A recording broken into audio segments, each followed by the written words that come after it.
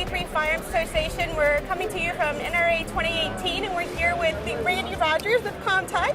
And she's going to talk to us today a little about more how we can empower more of our women members and followers. So we do our what empowered you, what inspired you to start shooting, and I just kind of wanted to get her perspective and her view on how she feels, you know, carrying concealed and carrying a firearm helps keep her confident and empowered. So what are your thoughts on, you know, how you carrying can helps you feel more confident and definitely. yourself? Yeah, this is a great subject and one that's very close to my heart. You know, I was lucky.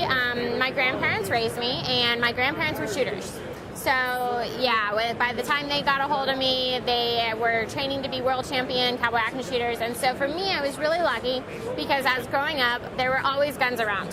Whether it be guns we were training with or self-defense firearms that were stored in the house, or when we were traveling, there were always firearms around. And I was really lucky, and I was really blessed because they gave me the chance to learn how to be aware of my surroundings and aware of situations, but they also gave me the ability to shoot, which helped me never feel afraid. Right, you know, right. I knew that whatever the situation was, you know, if something happened, I knew what to do, and I knew how to protect myself and protect them, and so I was extremely lucky. But firearms they've always been a huge part of my life, and they've given me the confidence to feel great. Right, good, awesome. So big takeaways from that. So you really didn't have a shifting point per se, but you grew up around it, so you learned to respect it, you learned to, you know, how it could help you if you ever needed to utilize the tool. What do you think, some advice you could give to women that maybe are on the fence about introducing firearms into their life for self-defense or home protection, or what are some thoughts, like just some takeaways maybe you could recommend, like some thoughts on them shifting to do that? Well, for all those ladies out there who think, well, I could never have a firearm in my home, or I could never use a firearm, don't let fear hold you back. Don't let fear stop you from doing something that could enrich your life, that could help you be safer, help your family be safer.